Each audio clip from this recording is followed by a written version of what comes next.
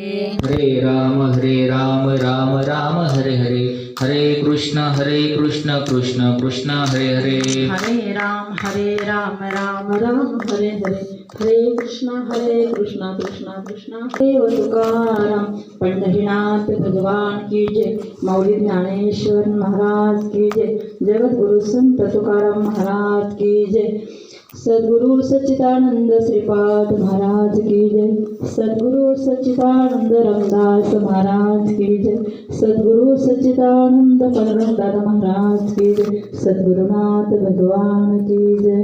अवधूत चिंतन श्री गुरुदेव दत्त गोपाल कृष्ण भगवान की जय. सब संतन की जय. स्वामी समर्थ महाराज की जय.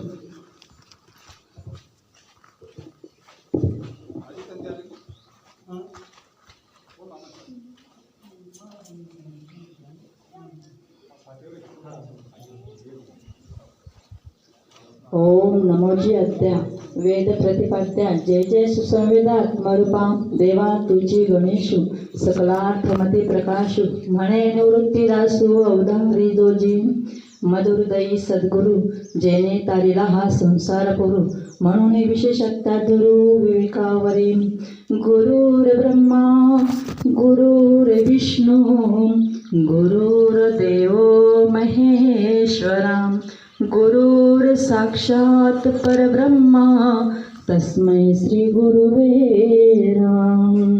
जयाचा जनी जन्म नामार्थ झाला जयाने सदा वास नामार्थ केला. जयांचे मुखी सदा नाम कीर्ती. नमस्कार माझा श्री ब्रह्म चैतन्य मूर्ती. तपोज्ञान वैराग्य भक्ती स्वरूपम सदालंकृतं साधु संन्यास योगम. मुखे येष वेदांत शास्त्रार्थ नीतिं नमो नारायणगिरी परब्रह्म स्वरूपम. ध्यानमूलं गुरुमूर्ती पूजामूलं गुरुपदं मंत्रमूलं गुरुवाक्य मोक्षमूलं गुरुकृपा. मधुरदयी सद्गुरु जेने तारेला संसार पुरा म्हणून विशेषता धरू विवेकवादी. आज व्यास पौर्णिमा आणि गुरुपौर्णिमा. व्यासांनी घालून गेलेला मार्ग परंपरा चालत आलेली महाराज. व्यास म्हणजे व्यापक महाराज. या व्यापक ब्रह्माची पूजा आहे आज. त्यालाच गुरुपौर्णिमा म्हणतात. गुरु असं काही वेगळं काही नाही महाराज. गुरु ही व्यापक तत्व भाषेला आहे आणि त्या परब्रह्माची आज पूजा आहे. नवे नवे ध्यान आहे महाराज. आज त्याचं आत्मदर्शन आहे. आज त्याचं पाद्यपूजन आहे. पण कसं आहे आत्मस्थिती भावाने आज पूजा करायची. ती कशाने करायची? अंतर्भाव, त्या प्रेमभावाने, त्या भक्तीने.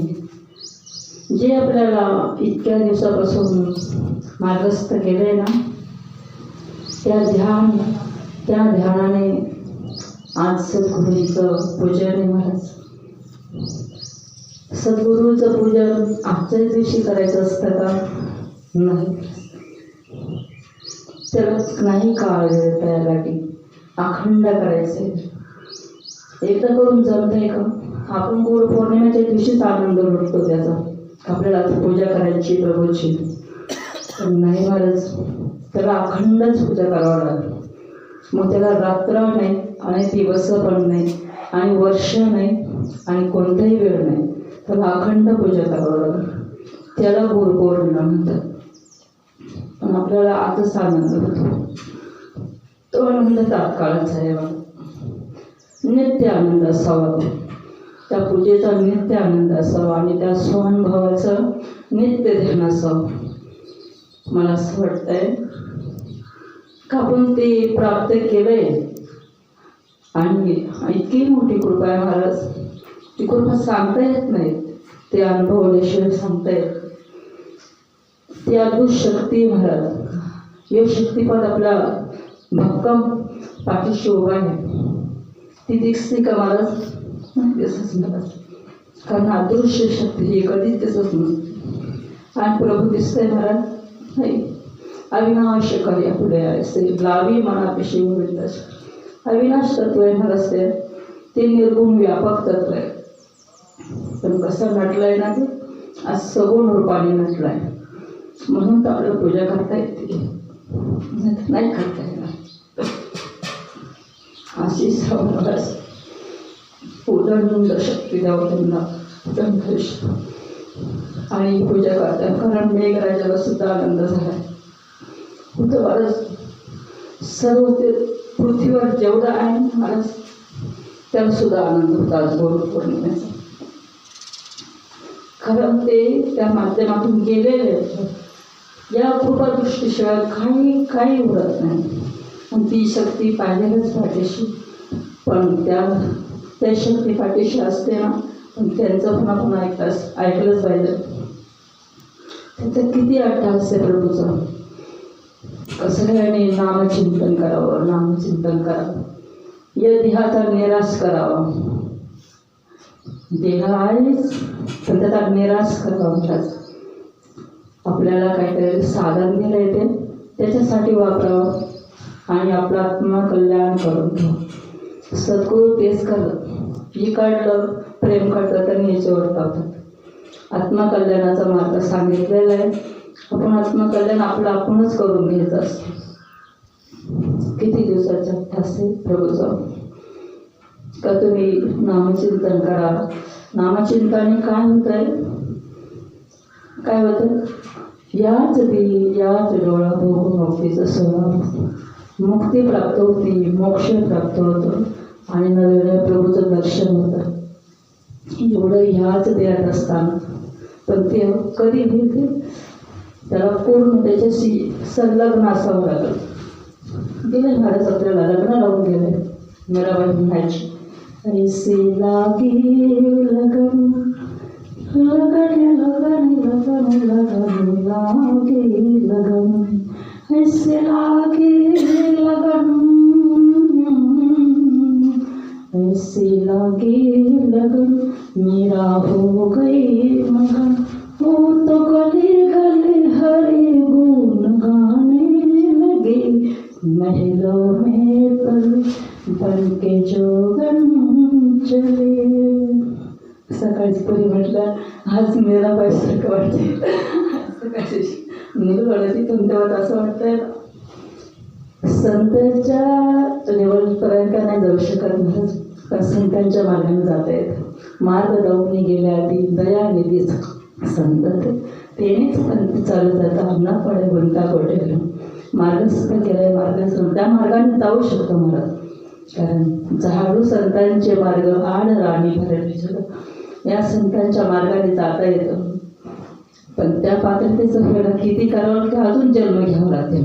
आणि तुकाराम महाराजांसारखं असं वाटतं पुन्हा गर्भवास सोसावा आणि पुन्हा सद्गुरू भेटावं, अशी सेवा करावं. अखंड अशा ठिकाणी राहावं ना, का त्या घरचा दास व्हावं, त्या घरी काहीतरी जन्माला यावं. मला तर असंच वाटतं. एकदम मुक्ती पण नको वाटतं, पण संत संगत येईल सदा.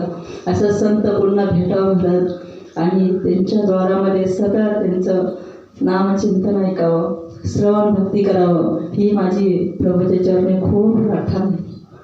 आपल्याला वाटतं आपले जन्म मरण संपावं, पण हा सुख सोहळा स्वर्गी नाही. मला कैलासात जा, वैकुंठात जा, कुठे जा, नाही मिळत हे कुठे. दिंडीच्या वारीतच आपली ते आनंद भोगलाय ना, मिळतं महाराज, पण त्याला नामधारक लागतो, मग आनंद मिळतो. तसा नाही आनंद मिळतो. तर आपण गावातून जातो आम्ही महाराज, पण आमच्या मस्तीत राहतो. सगळे म्हणतात याचा त्रास झाला, त्याचा त्रास झाला. आम्हाला कोणत्याही प्रकारचा त्रास होत नाही. ते म्हणजे आमच्याकडे काय आहे, एक प्रकारचं काहीतरी भगवान त्याला घेऊन चाललं. मग कसा आनंद, कसं होईल मला दुःख, तो दुःख माहीत नाहीच ना. तो सुखरूप येतात, तर दुःख कसं होऊ देईल ना, नाही होऊ देत ना. तो सुखरूप आहे साधूचा कोण सांगा माझ्या पांडुरंगासारखा.